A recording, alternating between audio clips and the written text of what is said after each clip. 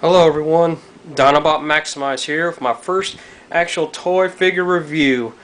I'm just going to show off right here right off the bat my new little center or setup that I have for this. As you can see in the background there, I have a big image of Dinobot, my YouTube namesake.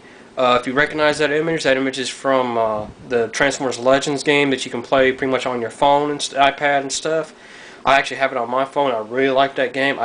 Sadly, I don't have that yet. I really want to get them. I have no idea how I can get them, but because I've just recently got back into playing the game again. But I'm trying to make up ground. I'm trying to figure out a way to get, actually collect him. And if I could, I'd get my entire squad would be nothing but him. But let's just get right into the figure. As I said, this from my last video. This is going to be of my Dinobot figure, aka my namesake on here. Excuse me, I'm moving the camera back up to get them better. Just a little bit more. There we go. I think that'll work fine. Oh, there we go. That's better. All right. Figure-wise, on this, I'm going to say just a little bit of detail off of the character itself before I get into the actual figure. I'm reading off a paper here, so just bear with me. Dinobot is a Predacon ruled by a sense of honor. He lives to die gloriously in battle. When he aided Megatron in the theft of the Golden Disc, Dinobot believed he was in the pursuit of endless glory. When he and his Predacon peers crashed on what seemed to be the wrong planet alongside a Maximal exploration vessel, he rebelled against Megatron and joined the Maximal team. It would be an uneasy alliance, fraught with turns of loyalty and turns of Shakespearean phrase. But it also led to strong friendships and even the salvation of all humanity. As befits a warrior of his stature, Dinobot is skilled in all forms of combat. He wields a spinning sword and a rotating blade, both of which are his preferred means of battle, though he has been known to use ranged weapons such as his laser eye beams or a simple handheld gun. He has threatened to use any and all of these on Rat Trap, with whom he has an intense rivalry. Deep down, he may respect the rodent, but he'll die before he'll admit to it. And to quote Dinobot here, the question that has haunted my being has been answered. The future is not fixed. My choices are my own, and yet, how ironic, for now I find I have no choice at all. I am a warrior. Let the battle be joined. I actually love that phrase, because if you're going into any battle, you might as well say let it be joined, or something of that nature. I just love the way that context is. And as many of you know, he's from the Beast Wars Transformers line. He is, on the show itself, he was voiced by Scott McNeil here in the U.S. And I know I'm probably going to say this name wrong, but it's Kaiji Fujiwara. I'm probably saying that completely wrong in Japanese. But the coin phrase, like I said, in the first part of the series, he joined they crash landed here on Proto Earth. Dinobot thought they were on the wrong planet because like I said, it says they had stolen the Golden Disc. He rebels against Megatron, challenges him for command. Gets knocked away, and he goes on, fights Prime for trying to take over, being leader of the Maximals. But of course he does. They kind of fight to a draw. He ends up just joining the Maximals, fighting with them for a good amount of time before he finally dies in battle there on Proto Earth. He fights, being Proto Earth, there are proto-human forms, and way back ancestors. He fights pretty much the entire army of Predacons by himself, taking damage all along the way, but he defeats them left and right, and some of them are pretty good. If you ever watched the show, when he beats Waspinator, Rampage transforms to his little tank mode. He's about to blast him. He takes Waspinator, shoves him head first into the cannon, of course, blows them both up. But it's funny. He ends up fighting, of course, Megatron at the end. He defeats Megatron, uses his eye beams to destroy the golden disc, and by then he's taken so much damage that his body just can't repair itself, and he ends up dying. And in dying, his spark leaves the body, flies off to join the Allspark, and the Maximals, of course, basically vaporize his body in a funeral. But great story, Beast Wars. Of course, he does come back as a Transmetal in a way. I'll get into that when I get to the Transmetal 2 Dinobot figure review. But we're gonna go right into this one. Of course, he's a Velociraptor. Great, if you ever watched Jurassic Park, they were like a pack, basically like pack hunters. Real small little group figures. They were supposed to stand like about a foot and a half in height, and like 6.5 feet long with their tail. Well, almost 7 feet long with their tail. But for articulation, for showing the raptor form off in for this guy, I think they did a real good job. This, of course, is the deluxe class figure of Dinobot, which right off the bat I'll say this about it: I'm kind of disappointed on it. In the fact that Dinobot on the show was actually one of the two biggest guys, well, at least at the very beginning on the show. Him and Megatron were like basically the biggest two in height and stuff in the robot forms. So I actually kind of wish that Dinobot was got more of a bigger figure design. But of course, they releasing him as a deluxe is fine. But it does give them the option now, I think, now that it's been, 15 years later, 10, 15 years later, that they could actually bring him out as a masterpiece. Considering all the masterpiece they're bringing him out, I would love to see this guy come out as a masterpiece figure with his full size and more detail on him and everything. I would jump on buying him in a heartbeat. But great articulation on it. Going for movement and stuff on him. Of course, he moves here with for the leg, the knee. His feet, of course, move, and both sides. His claws, his claws don't really move, but his arms, got on this little ball joint right there. They do move fairly well. I kind of wish they might have made them just a little bit longer, where they could have had a little more, clearage of the body here. And of course, his jaw opens and closes for him. And well, back here his tail does spin, but that's part of the weapon or movement and stuff. But we'll get into that here in a bit. But we're just going to jump right into the transformation. Transformation-wise, he's not hard at all.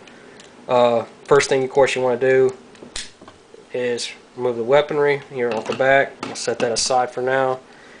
We'll go.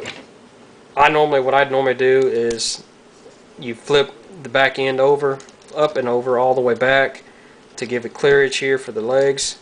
Bring the legs down like so. I go ahead normally and get the legs fully done, but you twist there at the knee, twist them both around, and then you bring the feet up and bring the back part of the foot back there on both sides, and you can get them to stand like that. You go ahead and twist here at the sides, basically the entire Velociraptor upper body or sides. Do it on both sides, and then you can go ahead and fold his raptor claws back behind him. You take the legs, twist them back around. I normally go ahead and twist it this way too as well. Same on this side. And you can, of course, put his claws together to form his hands. I like, if you watch the show, this is basically how his hands were. They were basically like this. They weren't, like ours or any other ones. They were, clawed form. He had 3 on one side, and on the back side of his hand, he had the other 2. You also go back to the back here. You flip this panel up just a little bit, and you push the raptor head forward until it's in the front, and you can go ahead and push the panel. Well, yeah, go ahead and make sure that's straight. Push the panel down and close that back up, and then you open the side there to show his head, and that's all there is to him. I mean, very, very simple transformation. We'll go right, you can add his weapons to it, which we'll do that here. You can just open that up, and there's his basically spinning blade or shield. You can actually put him on here like this. It gives you the option for it. But I personally like, of course, taking the sword off. And you can put it on either hand. But before I do, I'll need to show how the weapon here works. This weapon does spin by pushing this button right here. It's a great little advent to what it does on the show. So I mean, it's a great little ad. And of course, you can just peg in there with the bottom of the foot, and you can just close the claws up around it. And there's his one shield or spinning blade. You can do the same on the other side. As you see, there's the hole for either peg, and you can just peg in the sword on this side, close his claws around it, and basically there we go. There's Dinobot in his robot form. The articulation and everything is really good. I mean, he's got great usage. I'll just go ahead and remove the weaponries here just so I can show you better. I mean, like I said, the claws are very well done, I think, because they're accurate to what he had on the show. You can bend there at the elbows and the shoulder. So you can have them, doing like that or whatever. The legs, you got the break. You got the knees can bend, basically, and every which way. You can have them squat a little bit if you want to. But the only bad thing about him is this. He's got to go somewhere. It looks like he's got like a butt flap or just a little bit of a backpack right over his butt. If this wasn't here, let me get this little peg here, which doesn't really do anything. If that wasn't there, I think it could have folded up all the way up here across his back and gave it a better look. But for some reason they put that there. Why, I don't know. But other than that, the only other problem I have is these. Why are these so clear? I think they should have left it kind of the same tone as the rest of the body, just to keep it blended in with the robot form, or the beast form, the raptor form. And of course, why to have these on his head? I mean, really, what's the purpose of that, other than protecting his face? I mean, you could keep it like that, have him fight like that, but it just looks weird. I mean, there's a lot of them. I know Primal has something similar like that on his. I don't own many of the other Beast Wars figures, but not from my knowledge, none of them really had that little, basically like skin covering for their head. But still, I mean, all in all, he's a great figure. I mean, he's my personal favorite Dinobot. Excuse me here. He's my personal favorite Beast Wars figure, just because I like the Dinobot character. But going right off into the character, or the figure, for his stats or tech specs on him, he had a strength of 8, which I could see that. His intelligence is 5 on the card, which I don't see that. I think they should have been a higher score. And his speed was a 9, which on that sense I do believe that his speed should have been the 5 and his intelligence should have been the 9. I mean, why not? I mean, really. I mean, he shows great intelligence in the series. I mean, why they want to give him like half of that, I don't know.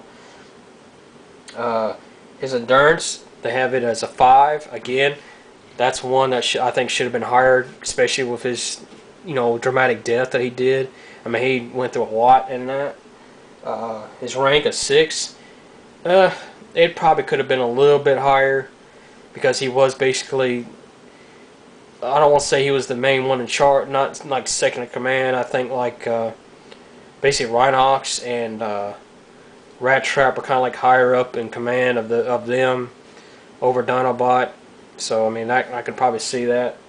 I mean, if you do it that way, you have Primal as a 10, probably Rhinox as a 9, Rat Trap as an 8, and you know Dinobot should have been like a 7. I mean, seriously. But that's just how they did it. Courage 9, I could see that, even though I could probably put that as a 10, considering how he fought and everything.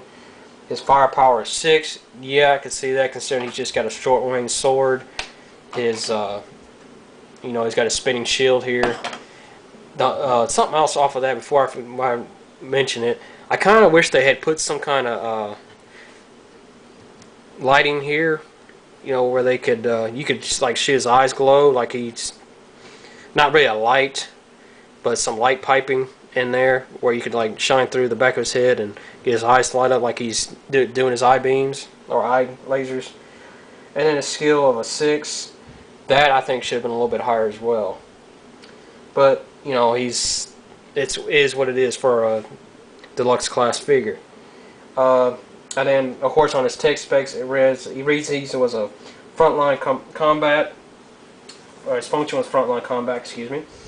And it says, as is torn from the pages of Earth's prehistoric past, a vicious velociraptor breathes again, but Dinobot is no ordinary raptor. He is a robot in disguise, battling beside his heroic teammates, the Maximals. Armed with his spinning cyber/tail weapon and always hungry for battle, Optimus Primal considers him a natural combat expert who has clawed his way to the top, one victory after another. And that, you know, it's proved, very well proved in the show. Again, you know, if you don't have any Beast Wars figures and you're looking to collect, I do suggest getting Dinobot if you like this Dinobot figure. I mean, it's a great little deluxe figure. I mean, it's actually one of the, if you want to collect the ones from the actually on the show, I definitely suggest getting this one. Even though I would love to, like I said before, I would love to see this guy come out as a as a masterpiece figure, or at least get a. I know they came out with a anniversary edition that's very well done. I actually don't have that one. I really want to get that one as well. I'm also would love to get the BotCon version of him. I can't remember if it's from 06 or 07 is when they did it, where they actually have Dinobot before he got the basically Dino DNA and became part of the Beast Wars, where he actually looked like kind of like Hoist from the Armada series, where he has for one arm he's got the big like shovel claw, but and the other arm, of course, he's carrying a sword. I mean, it's still, I would love to get that figure just because it's the predecessor to what this guy was supposed to be, or what it becomes.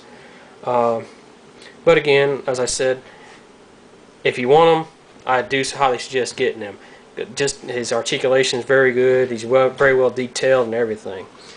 But that's it for this review.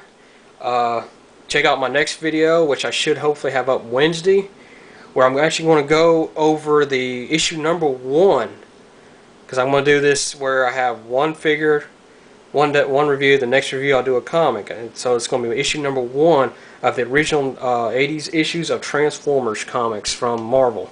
So come back and check it out. If you like this video, just feel free to like, subscribe, and share this on your YouTube or whatever. But this is Dinobot Maximus saying, I'm signing out and hope you enjoyed this video. Thanks a lot. Thanks again for watching.